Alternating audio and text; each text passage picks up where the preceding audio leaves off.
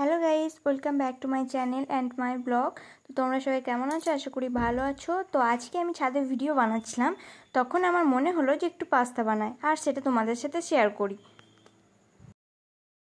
তো প্রথমেই আমি কড়াইয়ে জলটা গরম করে নিয়েছি, তারপর দিয়েছি একটু তেল, যাতে একটার সাথে একটা লেগে না যায় আর খুব একটা বেশি গলেও না যায়, আর পরিমাণ মতো লবণ। তারপর পাস্তাগুলো দিয়ে দিয়েছি, তারপর 5 মিনিটের মতো এটা সেদ্ধর জন্য রেখে দিয়েছি। আমি ফুটন্ত জলে পাস্তাগুলো দিয়েছিলাম বলে 5 মিনিট লেগেছে, তাছাড়া হয়তো আরও বেশি টাইম লাগতো। তারপর পেঁয়াজ, আদা, রসুন, লঙ্কা সব আমি কড়াইয়ে নেড়ে নিয়েছি। প্রথমে দেওয়ার সময় আমি ক্যামেরাতে তুলতে ভুলে গিয়েছিলাম, তাই কড়াইয়ে দেওয়ার পরই ক্লিপটা নিয়েছি।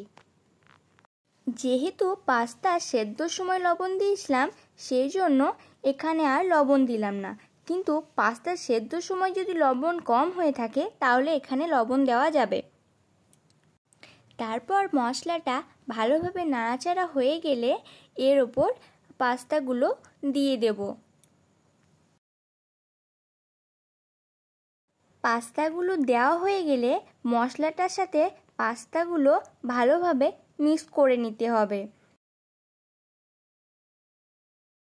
মিক্স করার সময় আমি ভিডিও স্পিডটা একটু বাড়িয়ে দিয়েছিলাম, আর এরপর দিয়ে দিচ্ছি পরিমাণ মতো সয়া সস। তারপর আবারও ভালোভাবে নাড়াচাড়া করে নিতে হবে। একবারে সয়া সস না দিয়ে একটু একটু করে দিয়ে মিক্স করাটাই আমার ভালো মনে হয়।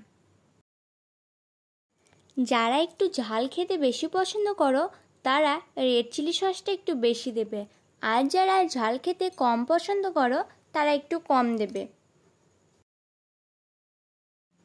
তারপর এটা দিয়েও ভালোভাবে নাড়াচাড়া করে নিয়ে টমেটো সস দিতে হবে। সব কিছু একসাথে ভালোভাবে মিক্স করে নিতে হবে। আমার আরও একটু টমেটো সস দেওয়ার প্রয়োজন ছিল, তাই আমি আরও একটু টমেটো সস দিয়ে দিয়েছি।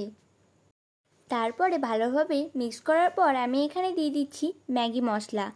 আমার কাছে পাস্তা মশলা ছিল না, তাই দিয়েছি। তোমরা পাস্তা মশলাটা ইউজ করবে। তারপর ভালো করে নাড়াচাড়া করে নিলেই তৈরি হয়ে যাবে আমাদের পাস্তা।